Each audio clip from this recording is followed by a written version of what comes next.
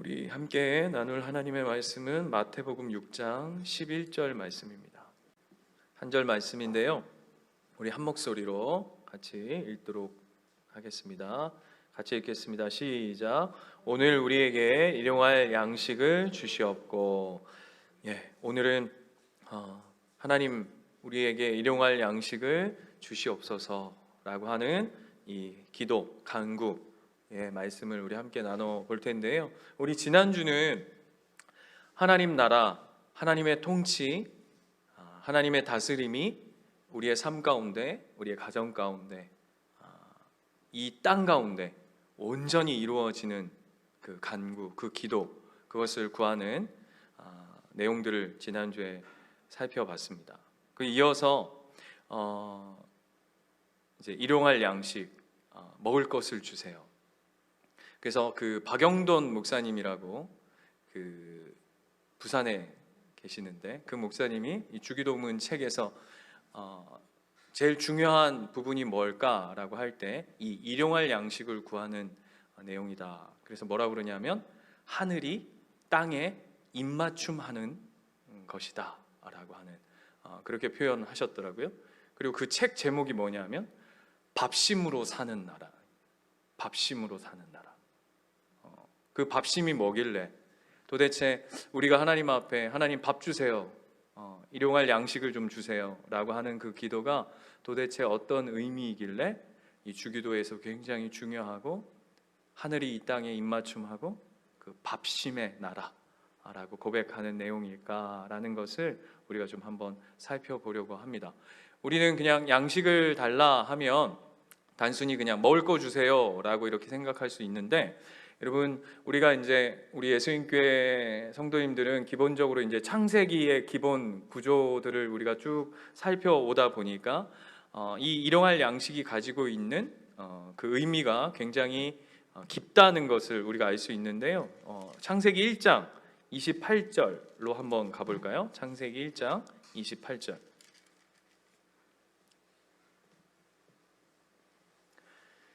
주기도문 하면서 여러 번 인용되어지는 구절인데요, 창세기 1장 28절에 가면 여러분 잘 아시는 것처럼 몇 주 전에도 제가 한번 살폈는데, 하나님께서 사람을 지으시고 그들에게 가장 먼저 복을 주시고 그 보시면 생육하고 번성하여 땅에 충만하라 뿐만 아니라 땅을 정복하라, 그리고 바다의 물고기와 하늘의 새와 땅에 움직이는 모든 생물을 하나님께서 사람, 특별히 아담에게 다스리라고 하시는 하나님의 통치의 대리자로 아담을 세우셨다. 그것이 인간에게, 아담에게, 사람에게 허락한 가장 큰 첫 번째 된 복이었다라는 것을 우리가 살폈습니다.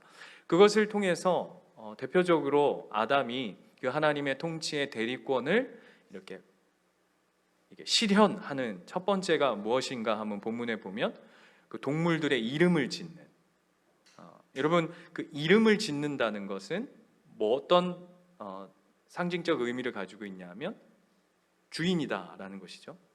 여러분 이름은 아무나 짓는 게 아닙니다. 그 특권을 가지고 있는 거죠. 특권. 그 특권을 하나님께서 아담에게 허락하셨다.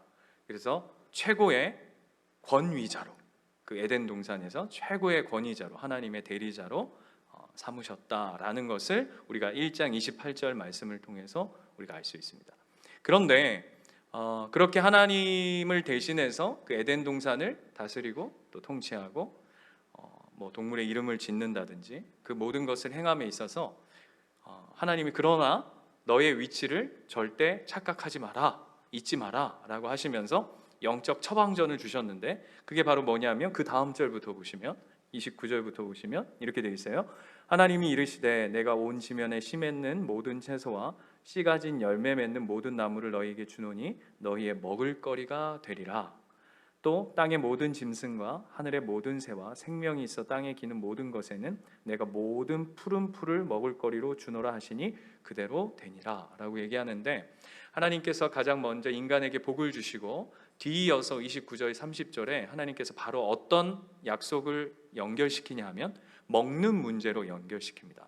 그래서 그 먹는 문제란 단순히 먹었다라는 차원이 아니라 하나님께서 인간은 반드시 외부로부터 공급을 받아야 하는 존재, 누구로부터 채움을 받아야 하는 존재라는 것을 최고의 권위자지만, 그가 하나님의 통치의 대리자지만, 에덴 동산에서 최고의 권력자이지만, 그럼에도 불구하고 너는 하나님이 먹이고 하나님이 입히고 하나님이 채워야 하는 존재임을 넌 잊지 말라라고 하는 것에, 이렇게 인간의 인간됨을 동그라미 쳐놓는, 명시해 놓는, 별표 쳐놓는 그 중심에 뭐가 있냐면 바로 먹는 문제예요.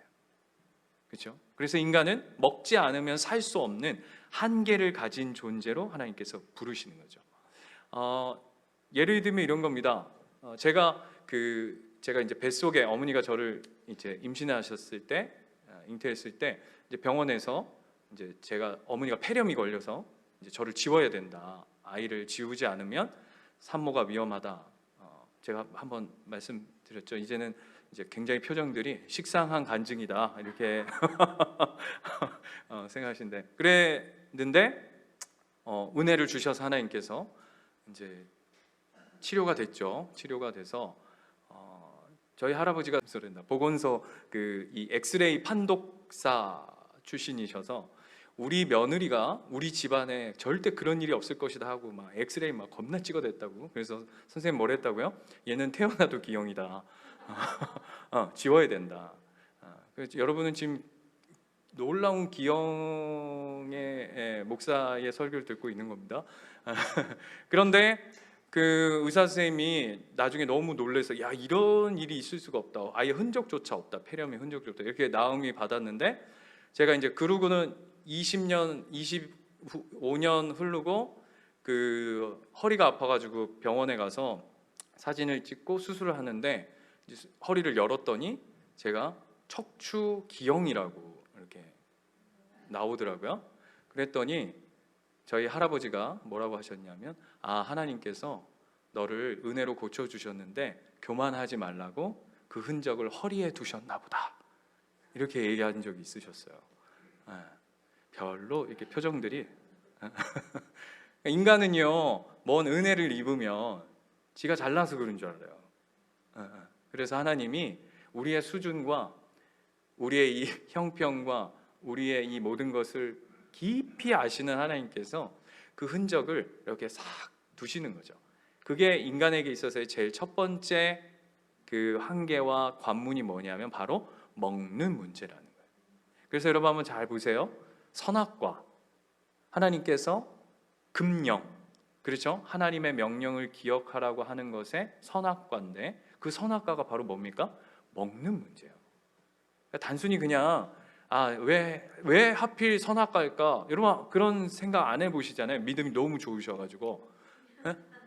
제가 여러 번 말씀드리지만 선악못 이러면 안 돼요. 선악못, 연못. 그 물에 들어가지 마라, 절대. 에덴 동산 한가운데 백두산처럼 분지가 있는데 있을 수 없나? 화산 폭발이 없으니까. 아무튼 그 연못이 있는데 얘야 다른 연못에 들어가서 네가 마음껏 수영해도 되는데 절대 저 선악못에는 절대 발도 담그면 안 된다, 이렇게 하실 수도 있었잖아요. 그렇죠? 그 선악못 하면 되잖아요. 아니면 선악석 하면 되잖아요. 선악석. 어떤 거죠? 얘야 저 동산 제일 꼭대기에 가면 하나에는 생명석이 있고 하나는 선악석이 있다. 그 돌 위에는 절대 올라가면 안 돼 하실 수 있잖아요. 그러면 그냥 그게 선악석이라고 그랬죠. 근데 하나님이 그럼 무슨 돌이나 연못이나 이렇게 하지 않고 왜 먹는 문제로 그것을 가지고 왔을까라고 하는 건 오늘 우리가 살폈던 29절 30절의 말씀과 연결되어져 있는, 그래서 그것이 하나님의 금령, 그러니까 먹는 문제는 단순히 그냥 먹는다라는 차원이 아니라 하나님의 통치, 하나님의 뜻, 하나님의 다스림과 이렇게 결부되어져 있다는 것을 오늘 성경은 이야기하고 있는 것입니다. 여기에만 있는 게 아니죠. 출애굽기 한번 가볼까요? 출애굽기 16장으로 한번 가보겠습니다. 출애굽기 16장.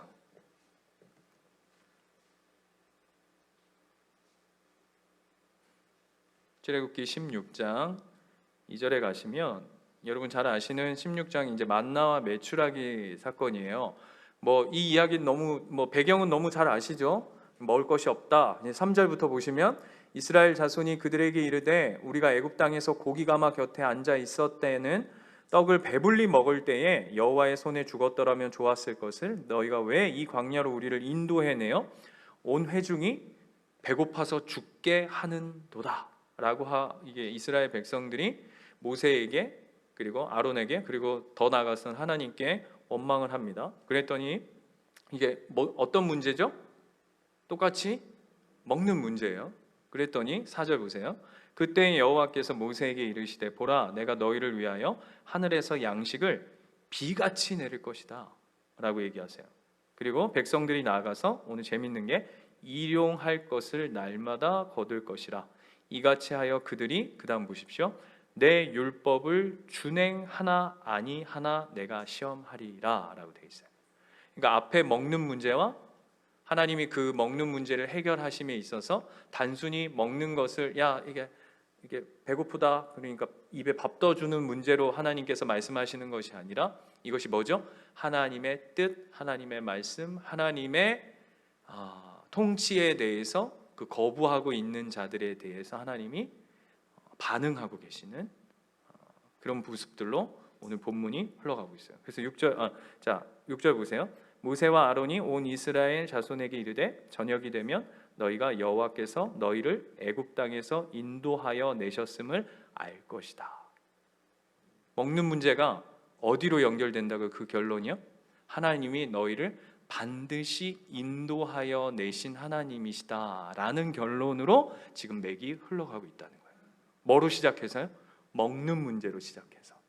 그러니까 단순히 우리 주기도에서 하나님 나에게 오늘 일용할 양식을 주시옵소서라고 하는 이 기도는 단순히 밥 주세요라고 하는 차원을 넘어서서 지난주에 우리가 살펴봤던 하나님의 통치와 하나님의 다스림의 문제와 연결되어져 있다는 것이죠. 그래서 아까 박영돈 목사님이 얘기하셨던 것처럼 이 일용할 양식은 하늘이 땅에 입맞춤하는 것이다라는 표현이 저는 너무 이렇게 멋있고 딱 오늘 본문의 이해를 딱 맞는 것 같아요. 거기만 있습니까? 여러분 성막에 보면 성막에 가면 이 먹는 문제와 연결된 있는 떡들이 있죠. 그게 뭡니까? 12개의 떡이 성막을 딱 들어가면 양쪽에 뭐가 있습니까? 여기 오른쪽에 진설병이 있고 이쪽에 뭐가 있죠? 등대가 이렇게 있죠. 그래서 이쪽에 12개의 떡이 이렇게 있어요. 그래서 그 떡이 뭐죠? 진설병인데 그 진설병이 가지고 있는 상징적 의미가 뭐냐면 하나님 앞에서 먹는다. 하나님 앞에서 먹는다는 표현은 뭐냐면 하나님께서 내 백성을 책임지고 먹이신다라는 의미. 그래서 이 단순히 이게 먹는 문제를 넘어서서 이게 먹인다는 건 뭡니까? 그 먹이는 이가 책임진다, 보호한다, 지킨다, 인도한다라는 의미가 다 함께 복합적으로 이루어져 있다라는 것을 기억하셨으면 좋겠어요. 여기만 있는 게 아니죠. 또 마태복음으로 한번 가볼까요? 마태복음, 여러분 잘 아시는 마태복음 4장에 가면 예수님이 공생의 시작에 그 사단에게 시험을 받으시는 장면이 나타납니다. 잘 아시는 것처럼 그 첫 번째 시험이 뭐죠? 이게 참 재밌는데요. 4장 2절부터 보세요. 예수님께서 40일을 밤낮 금식하신 후에, 금식의 의미 제가 또 말씀드리지 않아도 여러분 너무나도 잘 아실 거예요. 나는 세상으로부터 채움받는 존재가 아니라 나는 하나님께서 채우십니다 라는 고백이 금식의 제1된 고백이라고 말씀드렸어요. 그 가운데 사단이 예수님을 찾아와서 뭐라고 공격하냐면 돌을 명해서 네가 떡을 만들어라 라고 얘기합니다. 먹는 문제. 근데 예수님은 어떻게 그것을 받아치시죠? 4절에 보시면 예수께서 대답하여 이르시되 기록되었으되, 같이 읽을까요? 사람이 떡으로만 살 것이 아니요 하나님의 입으로부터 나오는 모든 말씀으로 살 것이니라 하셨느니라 라고 얘기합니다. 그래서 사단이 예수님에게 돌을 명해서 떡을 만들어라 라고 하는 차원은 그냥 네 능력을 보여줘라 라는 차원을 넘어서는 겁니다. 왜냐하면 아까 반복적으로 얘기하지만 이 먹는 문제, 그리스도인에게 그리고 하나님의 백성에게 이 먹는 문제는 뭐와 결부되어 있다고요? 하나님의 다스림과 결부되어 있기 때문에 사단이 예수님에게 찾아와서 돌을 명해서 떡을 만들으라고 하는 이 시험은 이 고백이 담겨져 있는 거예요. 너의 필요는 네가 채워. 네 필요를 네가 채워. 하나님한테 구하지 마. 하나님 의지하지 마. 하나님 바라보지 마. 네가 애써서 네가 수고해서 네 필요는 네가 할 수 있잖아 라고 하는 하나님과 예수님을 분리해내는 것이죠. 그게 이제 이 시험의 핵심인 거예요. 이해되십니까? 예, 그렇게 이루어지는 것이 우리에게 있어서 일용할 양식이 가지고 있는 의미죠. 그래서 오늘 본문으로 다시 돌아가 보시면 6장으로 가시면 이 이야기, 이 주기도의 이야기가 6장 25절 이 결론부에 가서 어떻게 그래서 결론이 나냐면 6장 25절 우리 한번 같이 읽겠습니다. 시작. 그러므로 내가 너희에게 이르노니 목숨을 위하여 무엇을 먹을까 무엇을 마실까 몸을 위하여 무엇을 입을까 염려하지 말라. 목숨이 음식보다 중하지 아니하며 몸이 의복보다 중하지 아니하냐라는 결론으로 가는 것이죠. 얘야, 네가 왜 그걸 걱정하니? 너에게 먹이는 이가 하나님이시면 그 하나님께서 너의 모든 것을 책임지실 것이다 라고 하는 이야기로 가는 거예요. 그러니까 하나님의 먹는 문제는 우리에게 있어서의 먹는 문제, 그러니까 성경 안에서 하나님의 백성들 이스라엘 사람들만 얘기하는 것이 아니라 우리 이야기죠. 얘들아, 먹을 문제 걱정하지 마. 하나님이 먹일 거야 라고 하는 겁니다. 그러면 질문이요. 제가 이런 이야기를 들었어요. 하나님, 어떤 분이 이렇게 기도를 했대요. 하나님, 제가 지금 너무 먹을 게 없습니다. 하나님, 너무 배가 고파요. 그랬더니 기도를 하는데 하나님이 갑자기 그 마트 아시죠? 이거 얘기해도 되죠? 이마트를 생각나게 하시면서 시식 코너로 보내더래요. 문득 기도를 하는데 하나님, 내가 너무 배가 고픈데 네 지금 이거 너무 허기집니다. 그랬더니 갑자기 기도를 하고 딱 뜨는데 갑자기 이마트가 딱 떠오르면서 시식 코너가 막 떠오르더랍니다. 여러분, 이런 식인가요? 예? 하나님 나라를 구하는 것. 예? 우리가 하나님 나에게 일용할 양식을 채워주십시오. 그러면 우린 다 저기 시식 코너가 떠올라야 되나요? 그런 차원 아닌 거 아시죠? 아멘이십니까? 여러분은 그냥 먹고 사는 문제를 구하는 존재가 아닌 줄 믿습니다. 예, 그럴 거면 우리는 여기 있으면 안 되죠. 먹고 사는 문제에 해당되어진다면. 그렇다면 바꿔서 한번 질문해 볼게요. 그러면 우리는 먹고 사는 거와 아무런 관련 없는 인생인가요? 그러면? 그것도 아닌 겁니다. 예를 들면 좋은 믿음이란 하늘만 바라보고 입 벌리고 있는 게 좋은 믿음이 아닙니다. 예를 들까요? 또 기도원에 들어가서 기도만 하는 게 좋은 신앙이 아닙니다. 하나님 오늘 우리에게 뭐라고 말씀하셨냐면 땅의 것을 구하라 말씀하셨습니다. 일용할 것을 구하라, 예수님께서 가르쳐 주신 기도입니다. 우리가 반드시 기억했으면 좋겠어요. 이게 우리가 좋은 신앙 그러면 뜬구름 잡는 신앙으로 자리해 있는 게 많아요. 그래서 진짜 구체적인 신앙이란 뭐냐 하면 제가 써왔어요. 홀라당 뒤집어 벗은 양말을 다시 제 상태로 돌리며 세탁기 안에 집어넣어야 하는 현실. 다시요. 예배를 드리러 아침 일찍부터 일어나서 차를 타고 출발하는데 타이어가 빵꾸 나는 현실. 그래서 타이어를 갈려고 나왔는데 비가 내리는 현실. 어때요, 여러분? 이게 현실이죠? 예?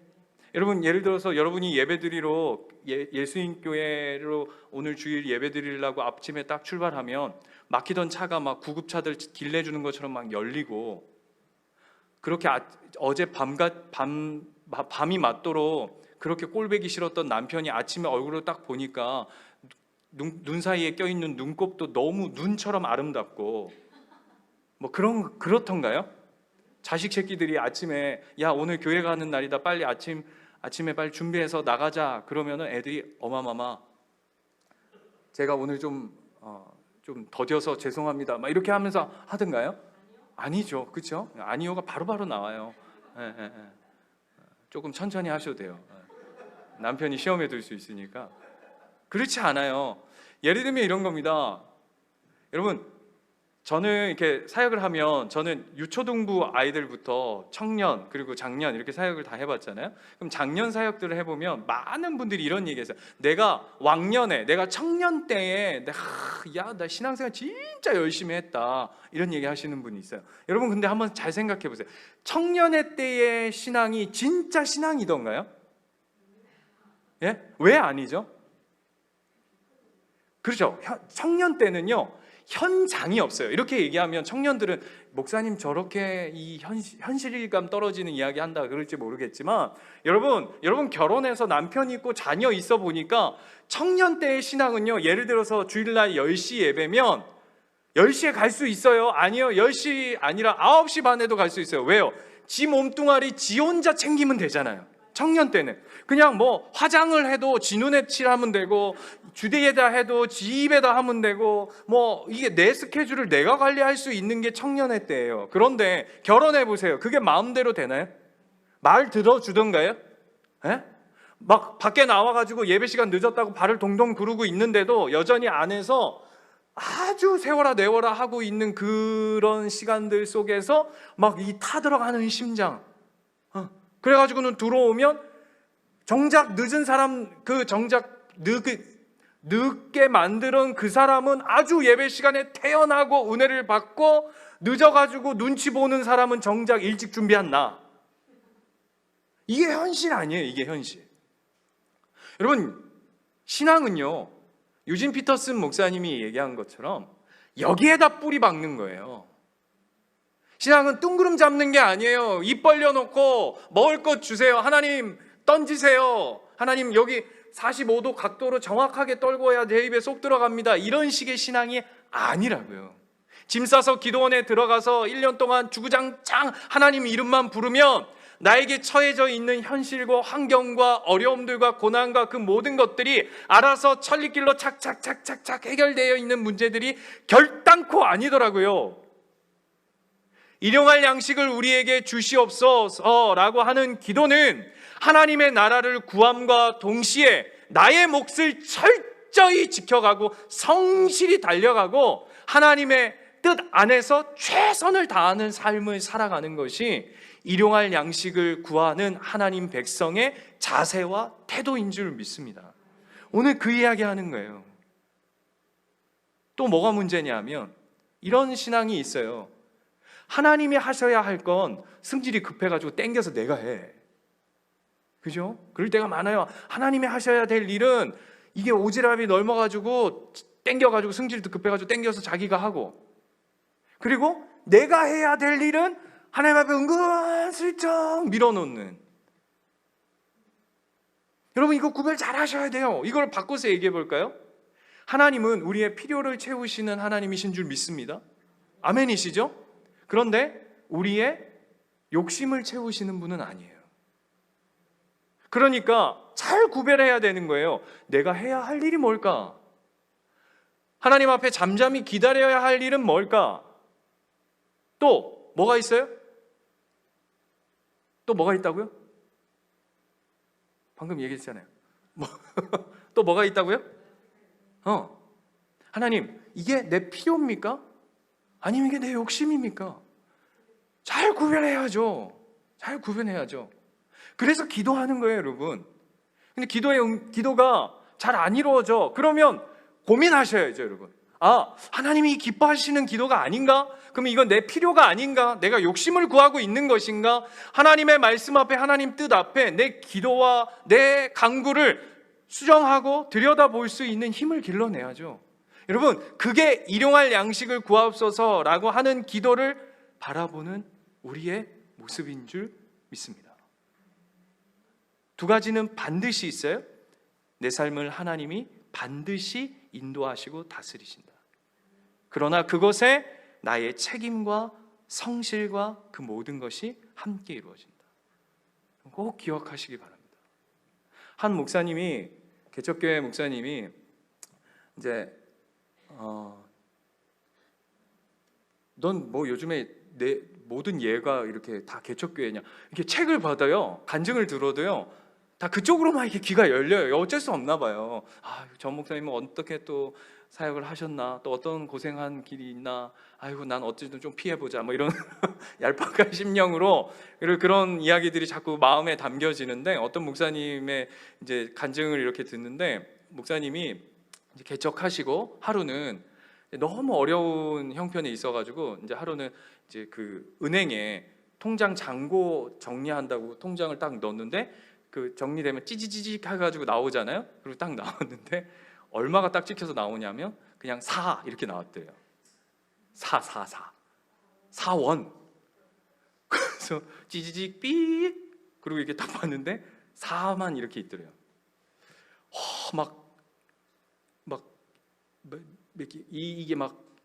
이게 안 돼가지고 막 미치겠더래요. 하나님 저보고 지금 4 죽으라는 겁니까 저한테? 막 온갖 막 원망도 나오고, 막 이게 뭡니까, 내가 개척을 놔주려고 했습니까? 막 그러면 하라고 하지 말던가, 막 원망이 막 쏟아져 나오면서 막 여러분 생각해보세요.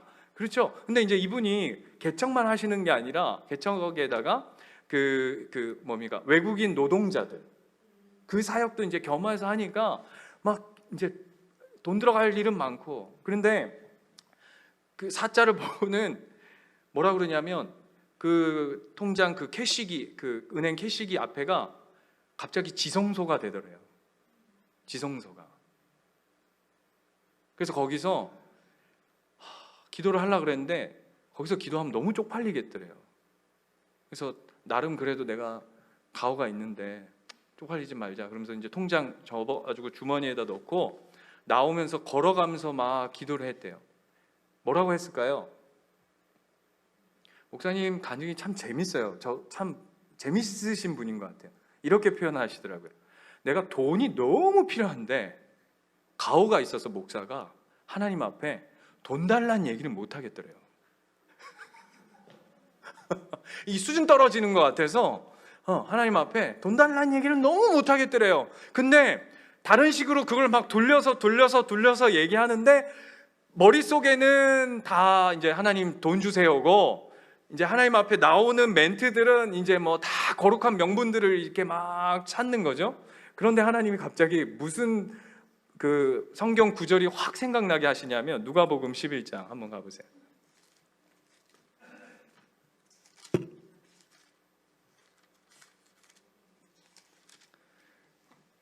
누가복음 11장 9절.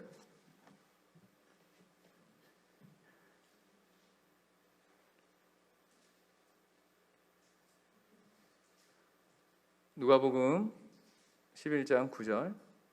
하나님이 이 말씀이 떠오르게 하시더래요. 자 보세요. 너무 딱 맞는 말씀이죠. 내가 또 너희에게 이르노니 구하라 그리하면 너희에게 주실 것이요. 아싸라 비아주, 그죠? 찾으라 그리하면 찾아낼 것이요. 할렐루야예요. 문을 두드리라 그러면 너희에게 활짝 열릴 것이다. 하나님 나한테 돈 주실라나 보다 하고는 이렇게 마음의 문을 활짝 열었대요. 10절 보세요. 구하는 이마다 받을 것이요 찾는 이는 찾아낼 것이요 두드리는 이에게는 열릴 것이니라. 목사님 막 역시 우리 하나님, 내가 말은 이렇게 돌려서 했지만 역시 하나님 나의 중심을 아시고 나에게 돈이 필요하신 걸 아시고 다 이렇게 반응하시는구나. 그 다음에 11절 보세요. 너희 중에 아버지 된 자로서 누가 아들이 생선을 달라 하는데 생선 대신에 뱀을 주며 알을 달라 하는데 정갈을 주겠느냐. 막 난리 났죠. 이제 하나님 모든 걸 해결해 주시겠구나. 4원이 아니라 이게 이제 뒤에 공이 이제 더 많이 붙겠구나. 이제 목사님이 이제 은혜를 받은 거예요. 그런데 이제 12절에서 무너졌답니다. 12절이 뭐냐면, 너희는 악할지라도 좋은 것을 자신에게 줄 줄 알거든 하물며 너희 하늘 아버지께서 구하는 자에게 뭘 준다고요? 여기에서 무너졌대요. 뭘 줘야 되죠? 하나님 못 알아들으세요? 하나님 돈 달라고, 돈. 그랬는데 오늘 뭐라고 끝났다고요? 성령을 주시자고. 목사님이 그냥 꼬꾸라지셨대요. 이게 뭔 얘기죠 여러분? 성령을 주시지 않겠느냐가? 너 돈은 못 준다 이건가요? 내가 돈은 가진 건 없고 내가 통장에 놔도 너는 4냐 나는 3이다 뭐 이런 차원인가요? 여기서 예수님께서 성령을 주시지 않겠느냐라고 하는 이 표현이 뭐예요? 다 주겠다는 거죠. 다 주겠다는 표현이에요. 예수님이란다. 그 목사님 그 이야기의 결론이 어떻게 난 줄 아세요? 사원 가지고 사역을 하는데 그 이후로 9년을 달려왔는데 하나님이 한 번도 굶주리게 하지 않으셨대요. 하나님이 한 번도 내 하나님 아버지가 아닌 적이 없으셨대요. 저는 우리 사랑하는 예수님교회 모든 가족들이 이 은혜를 한량없이 누리시기를 축원합니다. 축원합니다. 이 고백이 여러분의 고백 되시기를 축원합니다. 13절 다시 한번 같이 읽을까요? 같이 읽겠습니다. 시작. 너희가 악할지라도 좋은 것을 자식에게 줄 알거든 하물며 너희 하늘 아버지께서 구하는 자에게 성령을 주시지 않겠느냐 하시니라. 하나님을 구하는 모든 인생 가운데 여러분의 필요를 넘어서서 하나님을 다 내어 주신다고 약속하십니다. 그리고 그 약속을 저와 여러분은 이미 소유한 인생인 줄 믿습니다.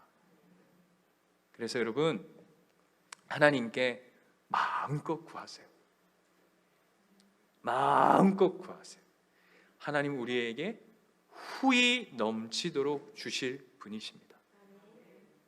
혹 하나님이 약속하셨는데 내 안에 후히 넘치도록 주시지 않는다면 여러분 멈춰 서서 그 아버지께 여쭈십시오. 하나님, 이게 내 필요입니까? 내 욕심입니까? 아니면 하나님의 다른 뜻이 있으신 겁니까? 그게 믿음입니다. 그게 믿음입니다. 오늘 6장 마태복음 11절의 말씀에 일용할 양식을 주시옵소서라고 하는 그 고백이 담긴 하나님 우리를 한 번도 외면하지 아니하시고 모른다 하지 아니하시고 내가 너에게 성령을 주노라 말씀하시는 나의 모든 걸 주노라 얘기하시는 그 하나님의 음성에 귀 기울이시는 오늘 이 저녁 되시기를 축원합니다.